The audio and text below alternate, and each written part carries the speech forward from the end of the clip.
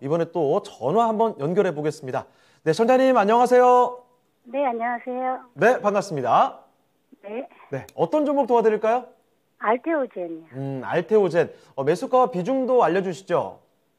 11만 음, 2,930원이고요. 네, 비중은요? 비중이 50% 정도 돼요. 비중 많으시네요. 네네. 예, 알테오젠 11만 원에 매수하셔서 이 비중으로 지금까지 끌고 오셨으면 굉장히 또 고생을 하신 것 같습니다. 현재 주가 8만 1,600원에 오늘 마무리가 됐는데요. 자, 지금 손실이 많이 커졌습니다. 어떤 부분이 가장 궁금하실까요? 이걸 계속 끌고 가야 되나, 너무 비중도 많고, 어떻게 해야 예. 될지 모르겠어요. 그러게요. 알테오젠 지금 많이 갔을 때는 15만 원도 돌파했었던 종목인데 계속 힘을 쓰지 못하고 점점 내려가는 모습입니다. 자, 그러면요. 알테오젠 이제부터는 어떤 전략으로 끌고 가면 좋을지 좀 알아볼게요. 네. 예. 자, 이게 상당히 좀 어려운 상황입니다. 이건무 전문가님, 알테오젠 11만 원대에 매수를 하셨고요. 비중이 50%입니다.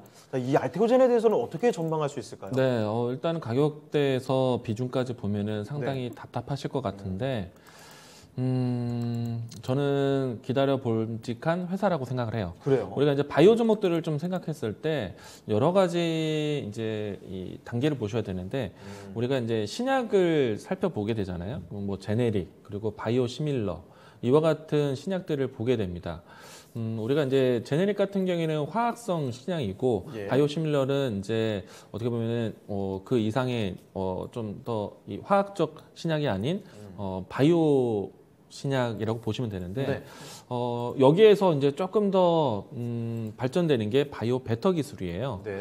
근데 이제 바이오 시밀러하고 바이오 베터에 대한 그 기술 변화는 상당히 이제 좀 스토리를 가지고 같이 가게 됩니다.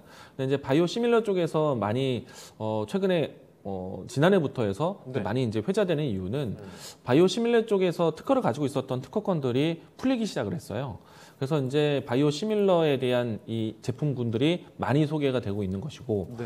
그리고 바이오 시밀러 쪽에서 많이 풀리고 있는 제품군들에 대한 또 특징이 항암제들이 또 많습니다. 네. 그래서 이제 항암제 쪽에서도 이 3세대 항암제에 대한 이야기들 많이 건네드리기도 했었는데, 근데 여기서 이제 그 다음으로 넘어가는 것이 이제 바이오 베터 기술이에요. 예. 근데 이제 바이오 베터를 봤을 때 제가 관심 있게 보는 종목들이 이제 방송을도 이제 언급을 많이 해왔었는데, 앱클론이라든지 네. 그리고 엔지켄 생명과학이라든지 그리고 알테오젠이에요. 이 세 가지를 제가 사실 미래적으로 봤을 때 지켜보자라고 많이 했던 종목인데, 네. 사실 그 세 가지 종목들이 지난해 상당히 크게 올라왔습니다. 물론 이제 바이오 베타 때문에 올라온 게 아니라 바이오 시밀러 때문에 올라왔어요. 예.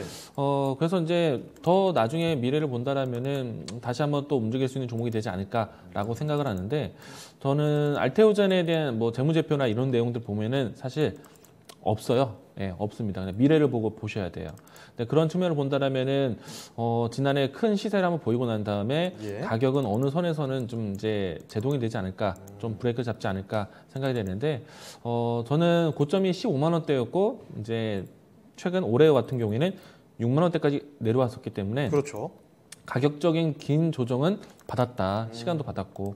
그래서 물론 이제 이 바이오 종목들에 대한 밸류 평가하는 게 사실 좀 어려워요. 그렇죠. 그러니까 맞습니다. 이제 이 기술에서 많이 이제 제품군들이 언제 나올까에 대한 관점으로 가야 되는데, 저는 이제 바이오 시밀러하고 바이오 베타하고 이제 같은 맥락으로 이제 이 진행되는 사업이라고 보고 있거든요. 네.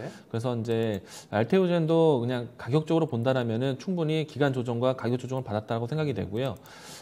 만약에 이제 추가적인 조정이 나온다라면 5만 원 선까지도 보셔야 되긴 할 것 같아요. 네. 왜냐면은 우리가 직전에 이 15만 원대까지 올라왔을 때 월봉선을 봤을 때 주가를 크게 움직임이 나왔을 때 거래 이 부분들이 대략적으로 5만 원 선이 중요한 가격선이었다라고 생각을 하고 있거든요. 네. 이 가격선에 대한 지지 테스트가 또 나오지 않을까라고 생각을 합니다. 그래서 추가 매수에 대한 이 기회는 저는 당분간 생각하지 않으셨으면 좋겠다라고 네. 생각을 하고요.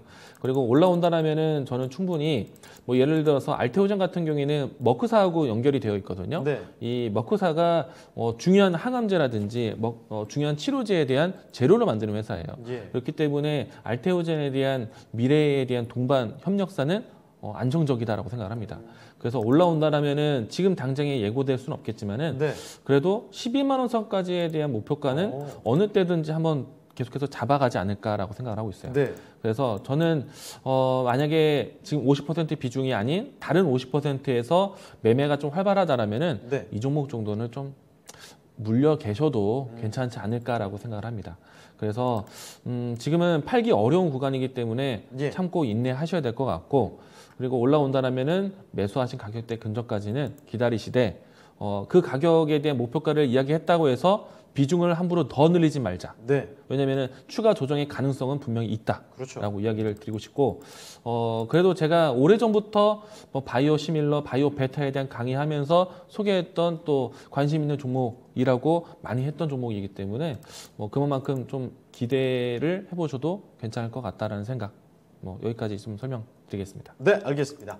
자, 시청자님, 일단 뭐 추가 조정 가능성이 있습니다만 그래도 기다림의 시간을 좀 가져본다면요. 한 12만 원 정도, 그러니까 매수하신 가격 이상의 반등은 가능한 종목이다라는 점 말씀을 해주셨습니다. 참고되셨을까요? 네, 감사합니다. 알겠습니다. 좋은 하루 보내세요. 네. 예.